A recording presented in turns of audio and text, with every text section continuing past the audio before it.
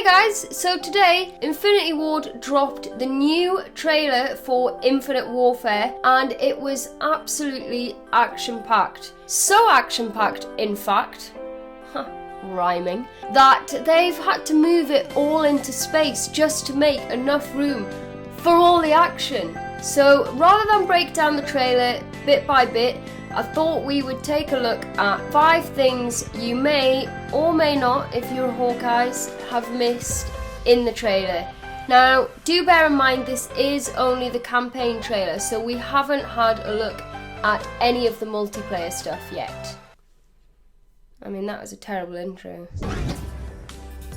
Okay, so starting with the movement system, which I know is probably one of the key things that everybody is keen to see how this is going to work in Infinite Warfare. At this stage, from the trailer, we can see that there is going to be some form of advanced movement. If we look to the 2 guys over on the left-hand side of the screen here, we can see that they do have some form of backpack which is allowing them to thrust jump over this military vehicle. And the guy furthest to the left seems to be a considerable way off the ground before his thrust jump actually comes into play. So this could suggest that there is actually going to be some form of double jumping. The trailer does also have some not so obvious clues as to how the movement system is going to work. So here we can see the back of one of the Saito soldiers' backpacks, and as he turns from left to right, you can see that there are holes on either side of the backpack, suggesting that there could be some form of directional thrusters here. There is, however, one part that doesn't quite add up.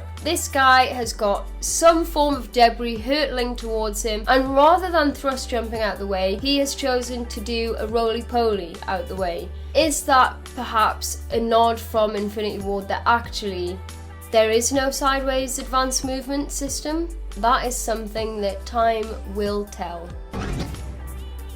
Okay, so moving on to who is actually fighting in this war.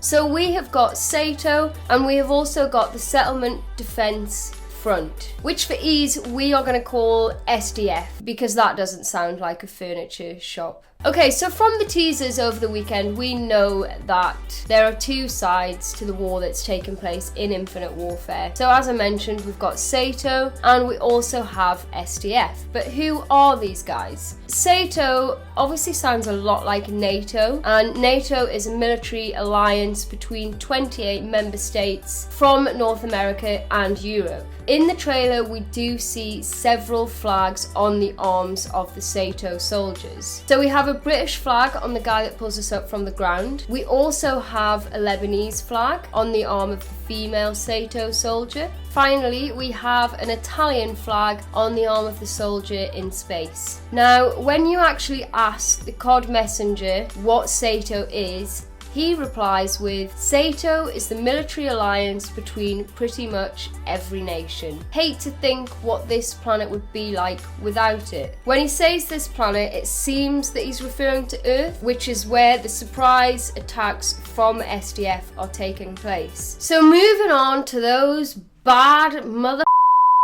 SDF. The name Settlement Defense Front gives a lot of clues to where these guys have actually come from. A settlement implies people establishing somewhere to live in a new, untouched place. We do see several clips within the trailer of what appear to be outposts or settlements on foreign planets. It's likely that these guys are coming from settlements not on Earth to attack Saito. I feel like this has a very sort of dystopian feel to it, and it reminds me a lot of the Hunger Games, where you obviously have all the districts coming together to fight the capital from taking control.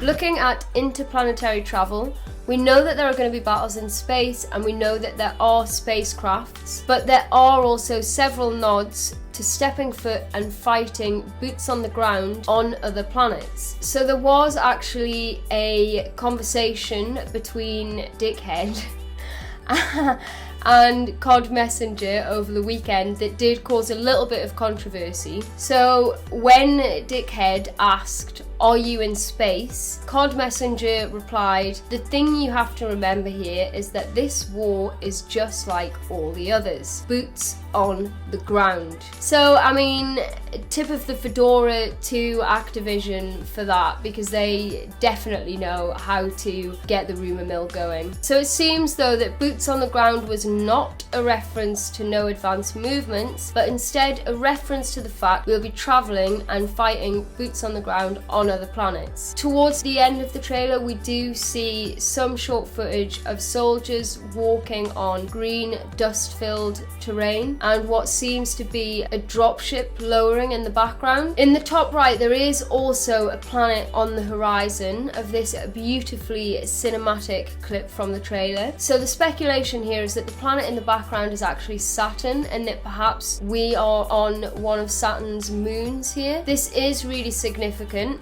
as it does confirm that we will be stepping foot on other planets. Maybe we're going to see something similar to Destiny, where you control your own spaceship and you can sort of choose which planets you go to fight your battles, maybe? Perhaps? Godspeed, captains. We are still yet to see if there is a Riley 2.0. Only time will tell. So this next one is actually more of a fun little Easter egg, if you will. The names on the wall. So here we can see in the trailer that we have a female aviator running her hands along an engraved wall. Now the names on the wall actually belong to members of Infinity Ward, and they are the environmental artists. And this is something that Infinity Ward have actually been doing for quite some time in previous Call of Duty titles. So one name in particular that appears, Seros Serakis, yeah, him. He is actually an environmental artist at Infinity Ward, and his name has also appeared on a gravestone in Favela in Modern Warfare 2. I mean, it's actually quite morbid if you think about it, that he just seems to get put on these gravestones and memorial things. And there are also other names there of other artists, so feel free to peruse those at your leisure. But yeah, I thought that was quite a nice little touch, so well done, Infinity Ward. Finally, we couldn't end this video without looking at RoboCod. So you may have noticed this guy appearing throughout the trailer, and he seems to be some sort of Sato companion. For the purposes of this video, we will name him RoboCod. Visually, he looks very familiar to the GI units that we currently have in Black Ops 3. Here he can be seen saving this soldier from floating off into space. So he seems to be some sort of guardian for his master, but it does also seem that SDF have their own version of RoboCod, as you can see here from this clip. Anyway guys, that's a wrap for 5 things you may or may not have missed in the Infinite Warfare trailer. I hope you guys enjoyed watching this video. If you did, don't forget to leave it a big ol' thumbs up. Let me know what you guys think of the trailer. Are you excited to see more of Infinite Warfare?